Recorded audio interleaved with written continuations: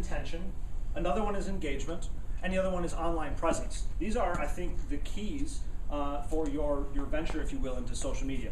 What do I mean by intention? 2 points, actually.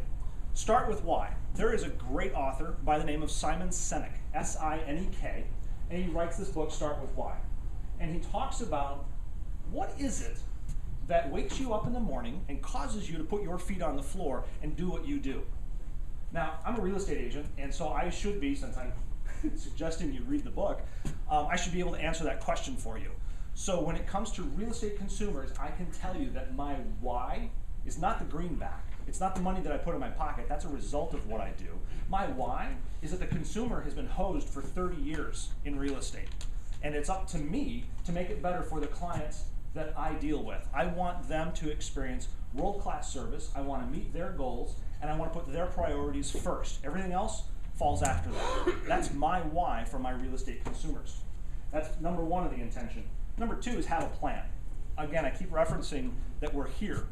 You came here, I bet you one intention was to have a bite to eat. Number two, maybe you wanted to talk with somebody about hard money. Maybe you wanted to talk with somebody about a deal in Bloomfield Hills. You had an idea of who you wanted to talk to or what you wanted to talk about. If I go to a Chamber of Commerce networking meeting, that's kind of the plan of attack that I have as well. I maybe want to add a doctor, an attorney, maybe an orthodontist to my list of folks that I need to know, or I want to talk with a few folks about real estate, but I want to do it on their terms. Does that make sense as far as intention is concerned? Okay, just making sure. Moving on to engagement. This one's pretty straightforward, and we'll just go with the pictures. Don't take your offline billboard and shout it, stream it, puke it on everybody else. You do that to me, and I will be putting my fingers in my ear. I'm not going to hear you.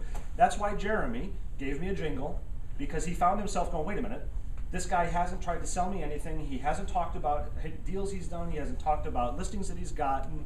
He's actually thrown out information that has added value to the conversation about real estate. Imagine that.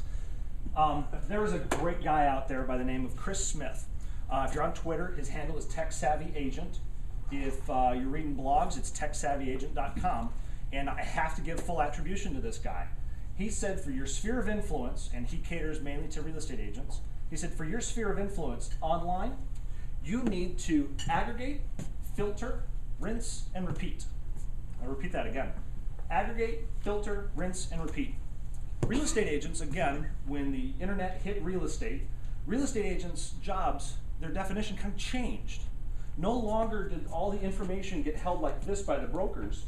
The information was out there for everybody who wasn't a licensed real estate agent. And so now consumers are deluged with information about real estate. And some people know where to find the good information, some people don't. Real estate agents, in my opinion, need to be those data miners and prospectors and be very good at saying, hey, good information's over here, come follow me. Let's look at this stuff. And so when Chris says aggregate, filter, rinse, and repeat, he means grab all that information, filter out the stuff that doesn't mean much to your sphere of influence. I mean, what do you guys care about maybe foreclosure rates in Miami? Maybe it is of interest to you, but on the bulk, I bet you guys are more interested in Michigan real estate, specifically Metro Detroit real estate.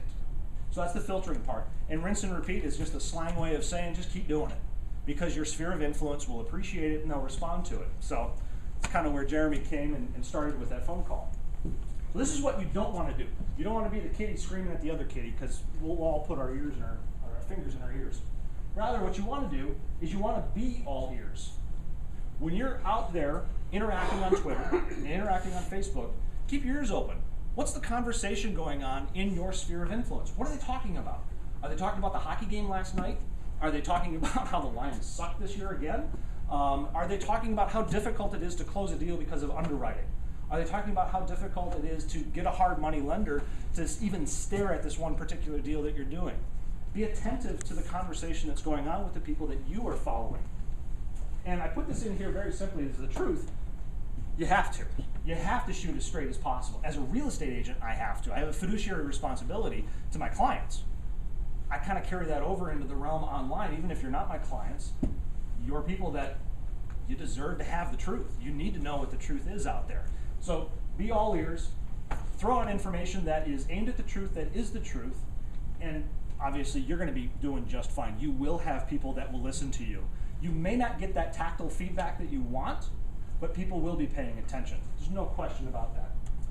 Now finally, and this frankly I think is the biggest difference between what we're doing now in real life and